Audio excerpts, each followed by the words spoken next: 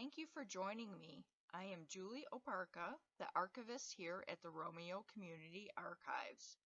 We are happy to celebrate American Archives Month and will be featuring a short video each week in October answering some of the most frequent questions we are asked.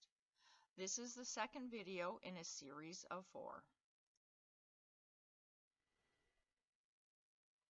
This week we will try to answer the question, what does an archivist do? Just like librarians, archivists wear many hats and have a varied amount of duties and responsibilities on a day-to-day basis.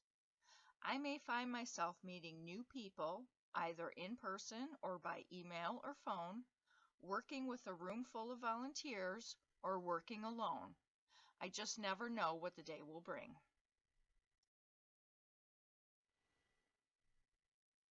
But I do have responsibilities and duties that I need to complete as part of my job as an archivist, and I will talk about each of them a little more.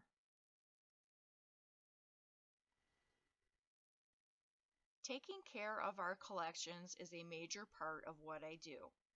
Accessioning a collection is the term used to describe the physical and legal transfer or acquisition of materials to the RC archives.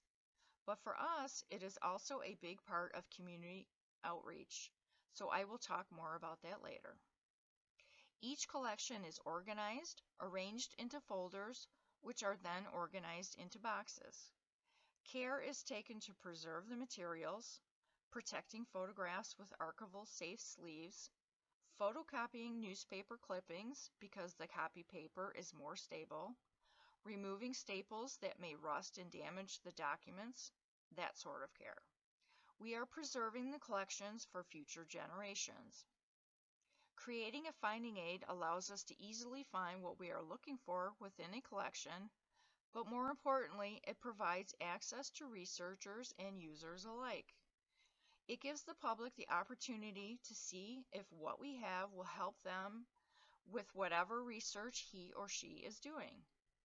Our finding aids can be viewed online through our blog. Providing access to our collections is key. Otherwise, we would just have a bunch of cool stuff sitting on shelves that no one would realize we have. Research is also a big part of my job and is something I enjoy. I receive research requests from genealogists, authors, library patrons, organizations, and other people interested in local history. Romeo, Michigan is a historic district and there are many beautiful older homes here. I often get requests for house histories and can usually provide information about the family that had the home built and other families that live there. We have also provided some photographs to local organizations and author Linda Osborne Sonoa for her Images of America book about Washington Township. The RC Archives also has a reference collection that includes yearbooks from Romeo schools, Michigan and local history, cemetery indexes, family histories, books about early architecture, and many others.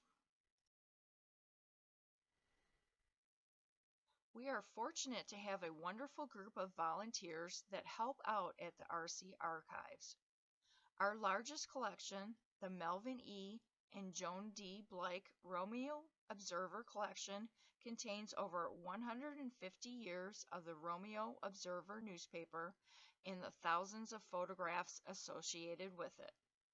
Our volunteers are busy creating an obituary index, organizing and scanning the photographs, and we also have a digitization project of the newspaper underway. They help out with other tasks as well and have been an invaluable asset to the archives. Part of my job as an archivist is training the volunteers, organizing schedules, and making sure all of the projects are on track. Community outreach is an important part of an archivist's job. We actively seek out new collections and materials from individuals, families, organizations, businesses, and local events. We also provide educational outreach to schools and through library programming to increase the awareness about the Romeo Community Archives and the appreciation of the history of Romeo, Washington Township, and Bruce Township, Michigan. We are an archives that is community driven, supported, and valued. I hope this video gives you an understanding of what it is that an archivist does. Please visit the RC Archives blog to keep in touch and see what we are up to. You can also connect with us through the Research tab on the RDL website.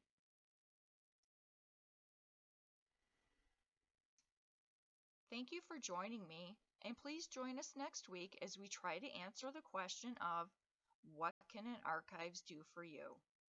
Until next time, take care.